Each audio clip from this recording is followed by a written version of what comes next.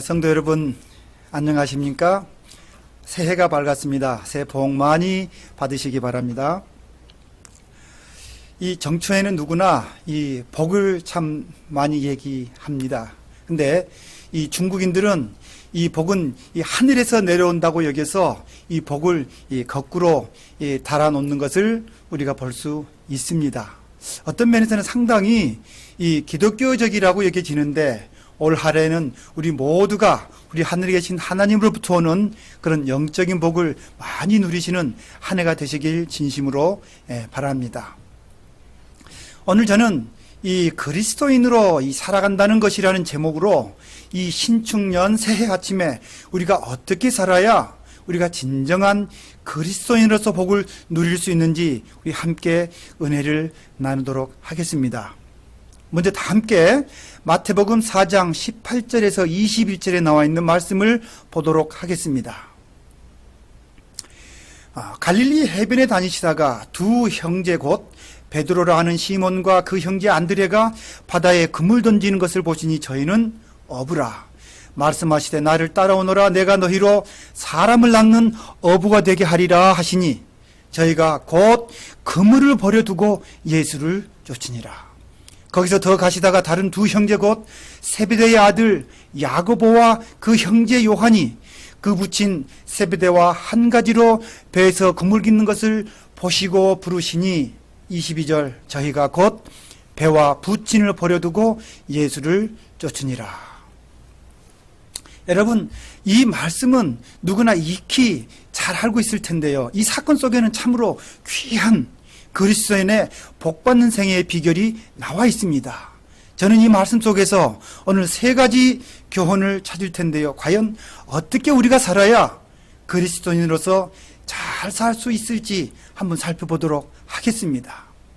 첫 번째로 우리가 생각해 볼 수 있는 것이 하나님의 부르심에 어떻게 반응하며 살 것인가의 문제입니다. 방금 읽은 이 마태복음 4장 18절에서 22절에는 4명의 어부들이 나옵니다. 그런데 예수 그리스도를 만남으로 그들의 생애는 완전히 바뀌게 됩니다. 여러분, 사람들은 저마다 살아가면서 참으로 수많은 만남을 통해서 관계를 형성합니다. 그리고 그러한 관계 속에서 그것이 크든지 작든지 간에 삶에 깊은 영향을 받으며 살아가게 됩니다. 그래서 누구를 만나서 어떠한 영향을 받느냐 하는 것은 참으로 대단히 중요합니다. 그리고 더 중요한 것은 그러한 만남 앞에서 어떻게 반응하느냐 하는 이것입니다. 이 한적한 갈릴리의 어부들인 베드로와 안드레 그리고 야고보와 요한은 그들의 삶의 한가운데로 어느 날 갑자기 오신 예수 그리스도를 참으로 우연히 마주치게 됩니다. 그런데 놀랍게도 아주 짧은 대화 한두 마디를 나누고서 그들에게 예수께서는 사람 낚는 어부가 되게 해줄 테니 나를 따라오라 이렇게 하는 것입니다. 이런 뜬금없는 제안에 그들은 또 뜬금없이 예수를 따라 나섭니다. 그런데요, 그들의 반응이 참으로 놀랍습니다. 본문 다시 마태복음 4장 20절을 볼까요? 베드로와 안드레가 하는 행동입니다. 저희가 곧 그물을 버려두고 예수를 쫓으니라. 그들은 지금 고기 잡는 일에 집중하고 있었습니다.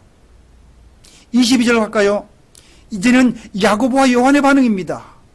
예수님의 그러한 부르심에 저희가 곧 배와 부친을 버려두고 예수를 쫓으니라. 그들의 반응이 놀랍지 않습니까? 어떻게 자기가 하던 일에서 오라고 하니까 그냥 따라갈 수가 있을까요? 여기에 본문에 나와 있는 이 곧이라는 말은 영어로 immediately, 즉 생각해 볼 겨를도 없이 고민할 시간도 없이 한치의 망설임도 없이 마치 준비되었다는 듯이 그렇게 신속하게 반응을 하였다는 것입니다. 여러분, 이들은 왜 이렇게 이런 즉각적인 그런 반응을 했던 것일까요? 그렇지 않습니까? 너무도 갑작스러운 만남이었고 일견 황당해 보이는 이런 제안 앞에서 그들은 자기들의 인생의 가장 어떤 면에서는 중요한 결정을 즉각적으로 반응을 했던 것입니다. 사실 쉽사리 이해되지 않는 그런 성경에 나오는 흔치 않는 장면이기도 합니다. 하지만 이 반응 속에는 매우 귀중한 영적인 교훈이 담겨 있습니다. 가장 필요한 것을 주겠다는데, 가장 귀한 보물을 주겠다는데 거절할 이유가 있을까요? 망설일 필요가 있었을까요? 그렇죠? 적시로 받아야지요. 여러분, 이 땅에 살아가는 모든 사람들이 누구나 일생에 한 번쯤은 마주치게 되고 또 반드시 꼭 경험해야 할 이러한 엄숙한 선택 앞에서 그들은 주저하지 않았던 것입니다. 영원한 생명의 복, 영원한 생명의 복 대신 그 예수님을 바로 그들 앞에 두고서 그들은 지체 없이 즉각적으로 구세주로 오신 예수 그리스도를 영접했던 것입니다. 우리가 이 땅에서 얻을 수 있는 것 중에서 이보다 더 큰 복이 있을까요? 여러분, 사람들은 참으로 똑똑하고 현명한 것 같지만 사실은 자신들의 운명을 가르는 매우 중요한 또 아주 심각한 선택 앞에서는 망설이고 주저하다가 그만 기회를 놓치고 마는 경우가 참 많습니다. 영원한 생명을 누리게 해주겠다는 이 놀라운 초청에 반응하는 것이 왜 그리도 힘들고 어려울까요? 그러나 여러분, 모든 생업을 다 버려두고 즉시로 예수를 따라 나서는 이 어부들을 바라보았을 그 당시에 수많은 사람들의 반응은 또 어떠했을까요? 아니, 일 잘하고 있다가 귀신에 홀린 듯이 어떻게 그렇게 자기 하던 모든 것을 아버지까지도 버려두고서 그렇게 따라가다니, 사실 이거 기가 막힐 노릇 아닙니까? 비록 세상 사람들의 기준과 시선으로는 어리석고 잘못된 선택으로 여겨졌을지라도 우리들의 삶을 주관하시는 주님께서는 그들을 가장 멋진 사람으로 훗날 변화시켜 주셨습니다. 우리가 제7일 안식일 예수 재림교회의 성도가 되어서 재림 신앙인으로 살아가면서 어쩌면 우리 모두는 적어도 한두 번은 이 갈릴리 어부들처럼 이와 비슷한 경험을 주변 사람들로부터 아마 받아보았을 것입니다. 그러나 우리가 행복할 수 있는 이유는 바로 이것입니다. 평생을 배를 타고 고기잡이를 하며 살아야 했을 이들이 이 세상을 변화시키고 2000년이 넘도록 지금까지도 온 인류의 운명에 엄청난 영향을 끼친 그런 위대한 인물로 변화될 줄을 그 누가 알았겠습니까? 우리가 주님의 구원의 그물에 붙잡힌 바 되어 그리스도인으로 살아가는 지금 이 순간이 우리들이 고백할 수 있는 이 땅에서의 가장 멋지고 행복한 우리 모두의 간증이 되시길 주님의 이름으로 축복하는 것입니다. 잠시 저는 저의 45년 전에 저의 어린 시절로 잠시 좀 돌아가 보려고 합니다. 제가 만약 예수 그리스도를 영접하지 못했더라면, 예수님을 만나지 못했더라면 저는 지금 어떤 모습으로 과연 살아가고 있을까를 생각해 보게 됩니다.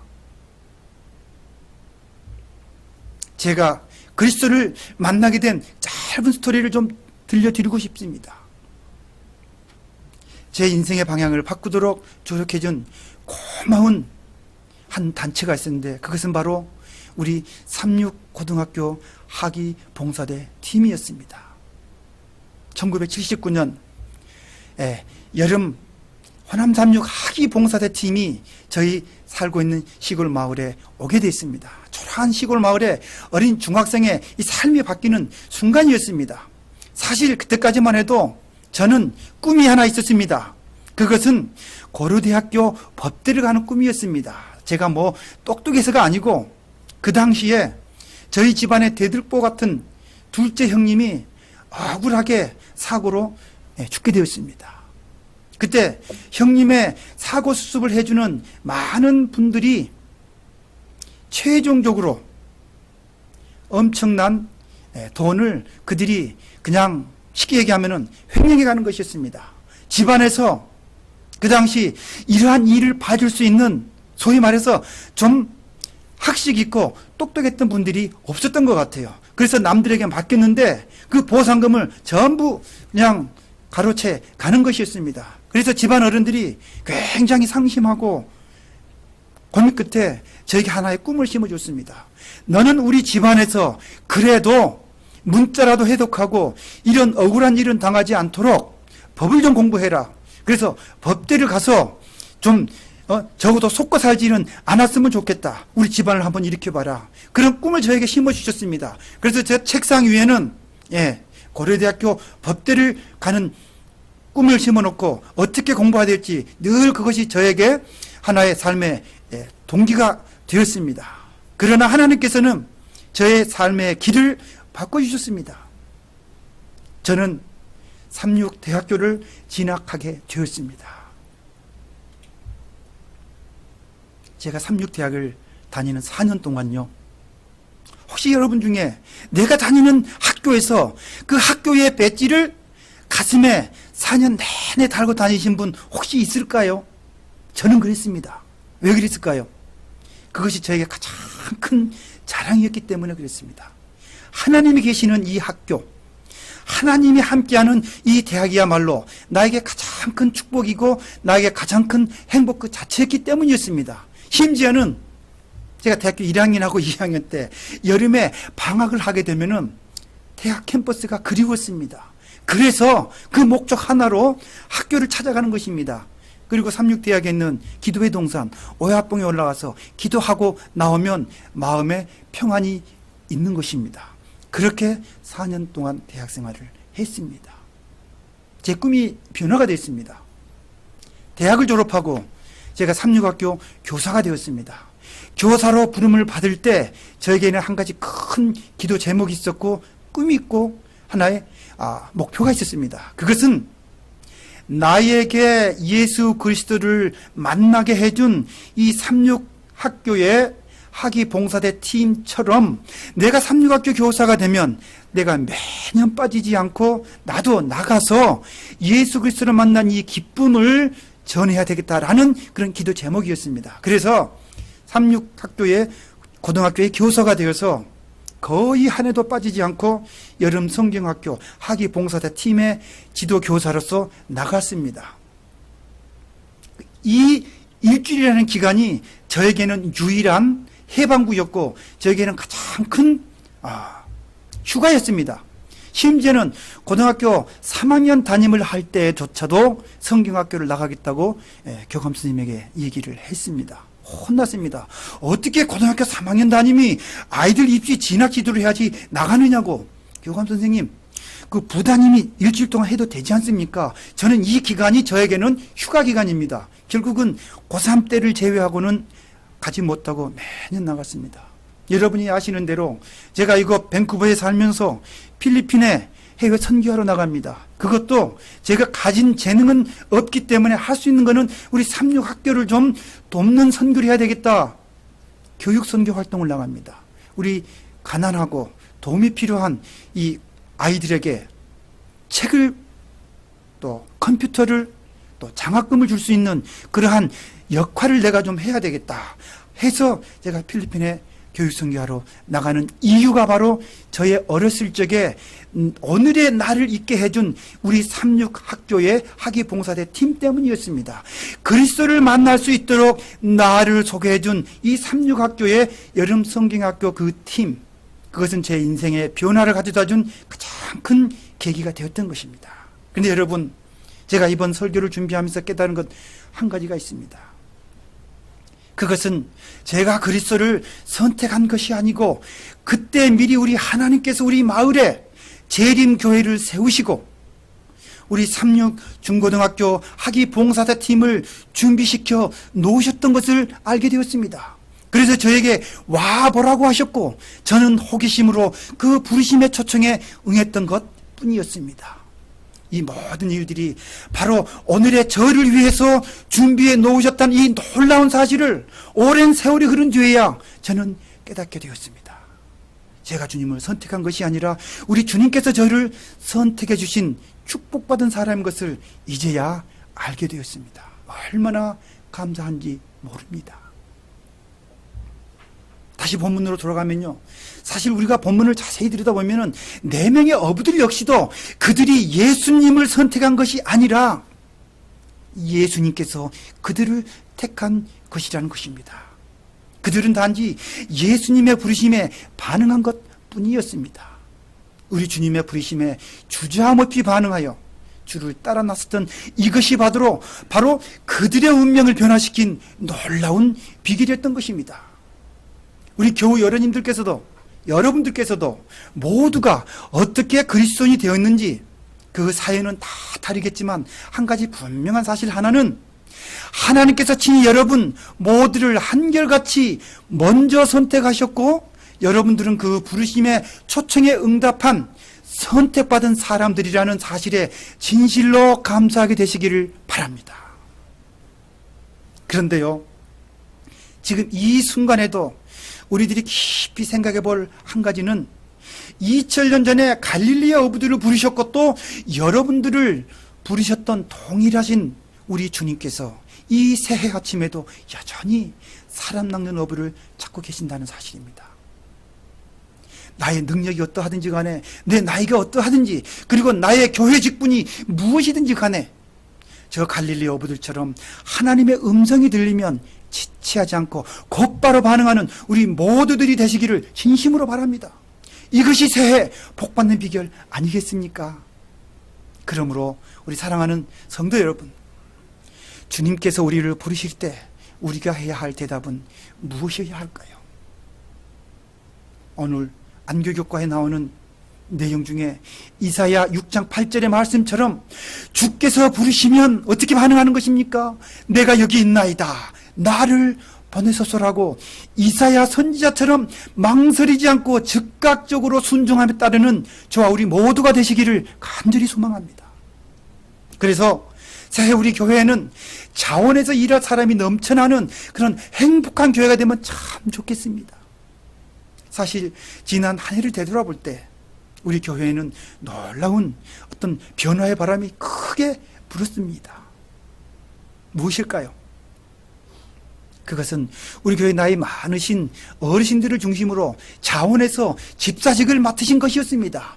그리고 매주 빠짐없이 화장실 청소를 비롯하여 교회 실내 청소와 건물 바깥의 정리 정돈을 위해서 발벗고 나선 이 아름다운 모습은 정말로 저에게는 큰 감동이었습니다.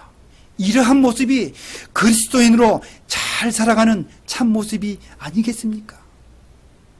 그래서 금년 2021년 새해에는 우리 교회의 각 분야에서 남녀노소 할 것 없이 모두가 동참하고 협력해서 활동하는 교회, 이렇게 해서 이전보다 더 아름다운 변화가 크게 일어나는 한 해가 되면 참 좋겠다고 생각하는데 여러분들의 생각은 어떠십니까? 네, 아멘의 화답이 크게 일어나기를 주님의 이름으로 축원합니다. 이제 그리스도인으로 잘 살아간다는 것에 두 번째를 한번 생각해 보도록 하겠습니다. 둘째는 소명을 갖고 사는 삶입니다. 다시 말해서 선교의 사명을 다하는 삶이 잘 사는 그리스도인의 삶의 모습이라는 것입니다. 마태복음 4장 19절입니다. 말씀하시되 나를 따라오너라, 내가 너희로 사람을 낚는 어부가 되게 하리라 하시니. 여러분, 이 말씀을 보면 예수께서 어부들을 부르실 때 아무런 목적 없이 그냥 부르신 것이 결코 아니었음을 알게 됩니다. 나를 따라오라고 말씀하시면서 이 어부들에게 딱 한 가지 사명을 주는데 그것은 바로 사람 낚는 어부가 되게 해주시겠다고 하는 것이었습니다. 다시 말해서 목적이 있는 그런 부르심을 하셨다는 것입니다.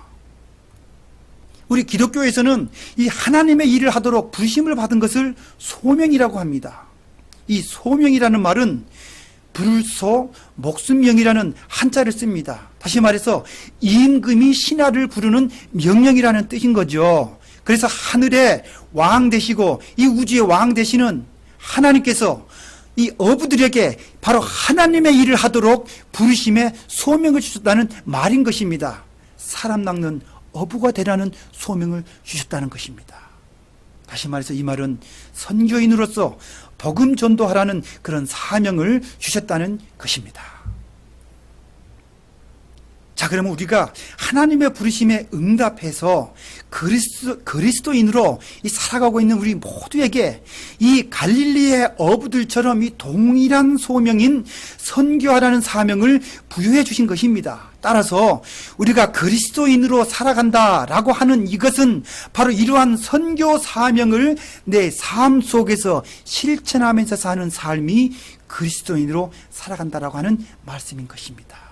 그런데 여러분, 우리가 그리스도인이 되었다라고 하는 이것과 그리스도인으로 이 살아간다고 하는 이것에서는 어떤 차이가 있을까요? 그리스도인이라는 것과 그리스도인으로 이렇게 살아간다라고 하는 것에는 어떤 과연 차이가 있을까요? 여러분, 우리 모두는 누구나 다 그리스도인이 될 수는 있습니다. 그러나 그리스도인에게 부여된 사명과 목적에 맞게 살아가는 사람이 잘 살아가는 그리스도인인 것을 기억하게 되시기를 바랍니다. 우리가 살아있다라고 하는 것은 성장하고 생명활동을 한다는 것을 말합니다. 내 영혼도 살고 이웃에게도 복음을 전하는 이 생명활동에 모두가 하나가 되는 올 한 해가 되기를 진심으로 소망합니다. 그래서 이 신축년 새해는 말 그대로 우리 모두가 새롭게 변화되고 신축되는 삶이 되시길 바랍니다. 마태복음 이 4장에서 어부들은 예수님의 부르심에 반응하여 사람 낚는 어부가 되고자 예수를 따라가기로 하지만 그들이 예수를 따르는 그 순간부터 사람 낚는 어부가 된 것은 아니었습니다. 사람 낚는 어부가 되기 위해서는 그들은 그들의 삶의 목적과 꿈이 반드시 변화해야만 했던 것입니다. 이 부르심에 응답하였을지라도 그들이 곧바로 사람 낚는 어부가 될 수는 없었습니다. 그들은 예수님과 함께 동행하면서 주님이 어떤 분이신지를 실제로 경험하고 체험적으로 알아야만 했던 것입니다. 진정으로 사람 낚는 어부가 되기 위해서는 예수님으로부터 견습하고 또 배워야만 했던 것입니다. 우리가 잘 아는 누가복음 5장에는 정말 놀라운 장면이 나옵니다. 지금 본문에 보시는 대로 이곳에는 자기들의 능력 밖의 일을 예수님께서 자기들 앞에서 보여주는 놀라운 장면을 그들이 목도하게 됩니다. 그리고 그들은 새로운 결심을 하게 됩니다. 자, 예수를 만난 지 1년이 지난 어느 날이었습니다. 그들은 합심하여 밤새도록 그물질을 하였지만 물고기를 얼마나 잡았어요? 한 마리도 잡지 못했다고 나옵니다. 그러나 예수님께서 일러주신 대로 하니, 다시 말해서 예수님을 따라서 하니 6절에 그물이 찢어질 정도로 많은 고기가 잡힙니다.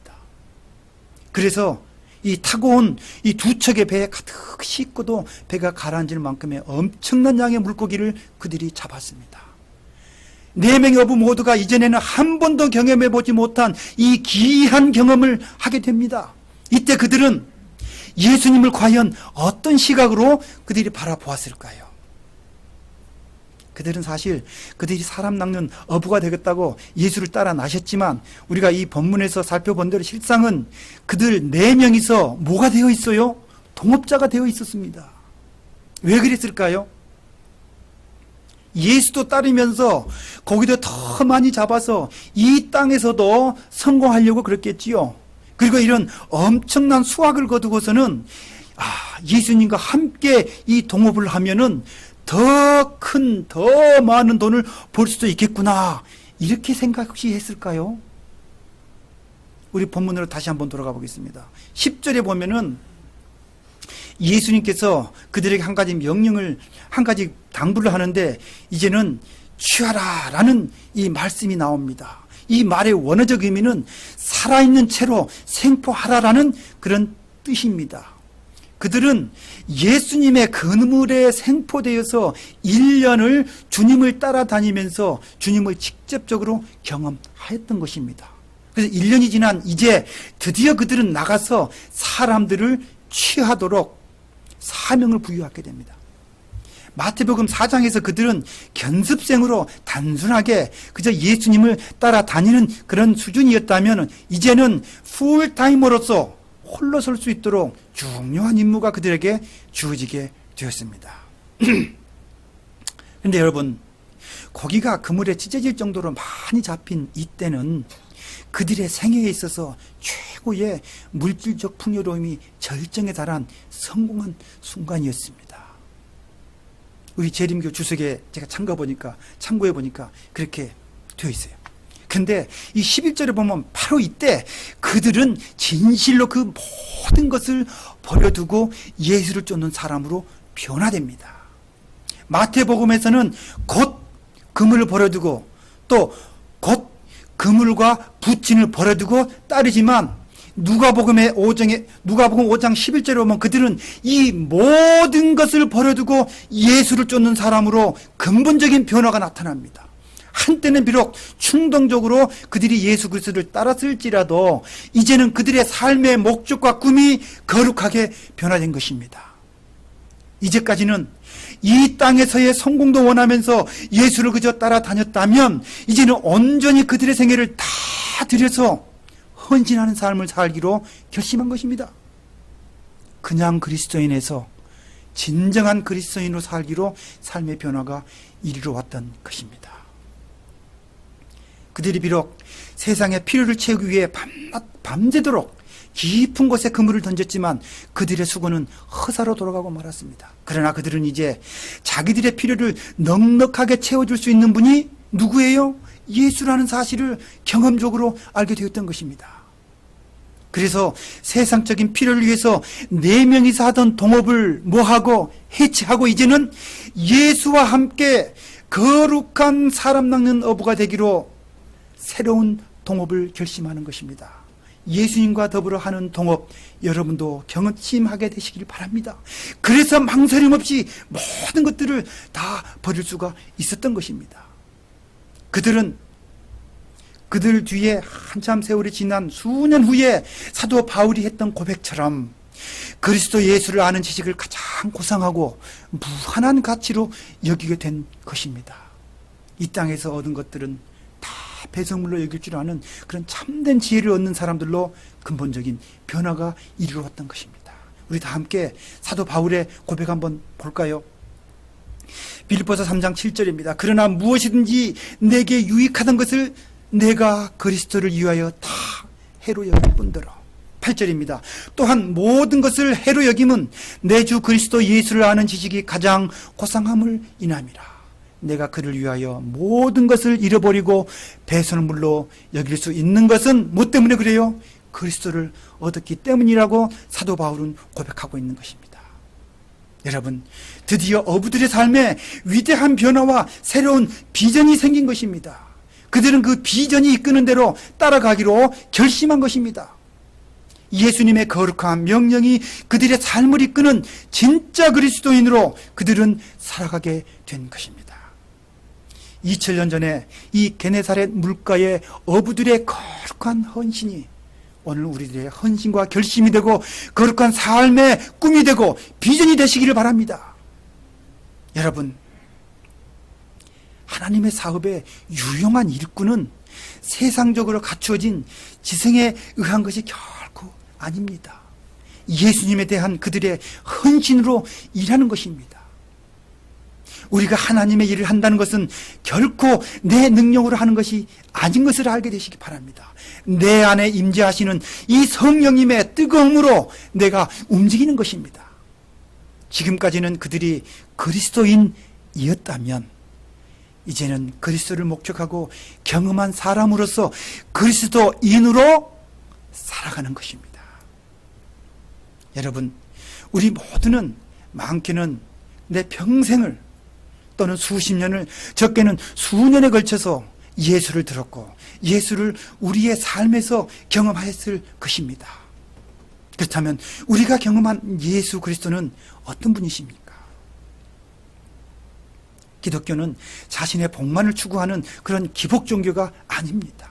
받은 복을 나누는 소명을 받은 종교가 기독교인 것입니다.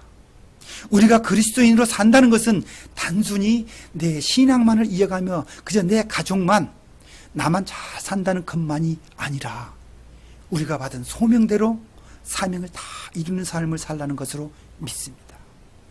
우리들이 일터에서 또는 가정에서 아침부터 저녁까지 수고하고 땀 흘리는 이 모든 이유와 목적이 다 소명을 이루는 삶이 되시기를 진심으로 바랍니다. 이제 세 번째로 생각해 보고자 하는, 우리가 그리스도인으로 살아간다라고 하는 것은 주님을 따라서 사는 삶입니다. 예수님은 제자들을 부르시면서 나를 따라오너라 라고 말씀하십니다. 여러분, 예수님을 따라간다는 것은 예수님보다 앞서서는 안 된다는 것입니다. 왜 그럴까요? 우리가 예수님보다 앞서가 버리면 예수님이 보이지 않기 때문입니다.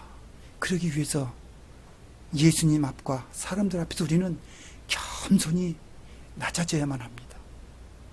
또한 예수님을 따라가려면 예수님과 나 사이에 가로막는 것이 없어야 합니다. 예수님과 나 사이에 무언가가 있으면 예수님이 보이지 않기 때문입니다. 이 땅에서 내가 가진 것들을 예수님보다 귀하게 여기면 그것이 장애물이 될 수도 있기 때문인 것입니다. 내 마음의 보물이 누가 될 때요? 예수 그리스도가 될 때, 그러면 우리 앞에 계신 우리 주님을 잘 볼 수 있게 될 것입니다. 그리고 예수님을 잘 따라가려면 내가 가진 짐이 가벼워야 할 것입니다. 우리가 수고하는 일 가운데 이 땅에서 얻은 것이 많든 적든지 간에 이것들을 이기적인 목적으로 붙잡으려고 하면 할수록 그 이기적인 그 욕망의 크기가 크면 클수록 예수님을 따라가는데 부담으로 작용할 수도 있을 것이기 때문입니다. 그래서 우리가 가진 짐 중에서 가장 무거운 짐은 아마도 이런 욕심의 짐일 것입니다. 그러므로 우리 주님께서는 마태복음 11장 28절에 수고하고 무거운 짐진 자들아 다 내게로 오라, 내가 너희를 쉬게 하리라, 이 무거운 짐을 다 내려놓으라고 우리에게 말씀하시는 것입니다. 새해에는 우리 모두가 이 이기적인 이 욕망의 짐을 좀 다 내려놓고 예수님과 나 사이에 가로막는 것들이라고 여기는 것들은 하나씩 하나씩 버리면서 주님만을 앞세우고 겸손하게 따라가는 진정으로 잘 사는 그리스도인들이 되시기를 바랍니다. 사실 예수님께서 첫 번째 이 제자들을 부르시며 나를 따라오너라 라고 이렇게 말씀하셨을 때는 베드로와 안드레, 야고보와 요한은 그저 눈에 보이는 예수님을 그냥 따라만 가면 되는 것이었습니다. 예수께서 바다에 가시면 바다에 따라가고, 산으로 가시면 산으로 따라가고, 예수님이 집으로 들어가면 집으로 따라 들어가면 되었습니다.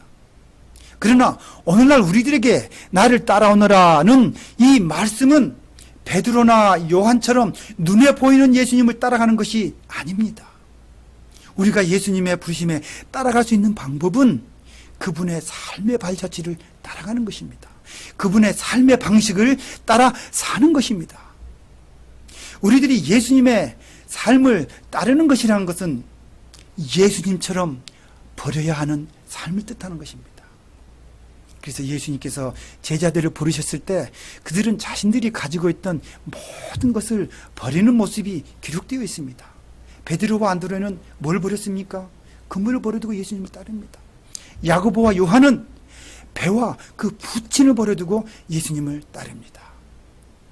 여러분, 어부로서 배를 버린다는 것, 이 그물을 버린다는 것은 그들의 모든 것을 버린다는 것입니다. 어부로서의 삶을 포기하는 것입니다. 아들로서 아버지를 버린다는 것은 자신의 생명의 근원을 부정하는 아주 천인공노할 만한 일인 것입니다. 그런데 제자로서의 부르심을 받았을 때 그들은 이 모든 것들을 다 내려놓았습니다. 그리고 그 안에 예수 그리스도로 가득 채웠습니다. 여러분, 우리가 이 버려야 한다는 것은 그것들을 모두 송두리째 부정하라는 말이 결코 아닙니다. 다만 그것들이 예수님보다 우선이어서는 안 된다는 것입니다. 그것들이 예수님보다 우선이고 예수님보다 앞서면 뭐하기 때문에요? 예수님이 보이지 않게 되기 때문입니다.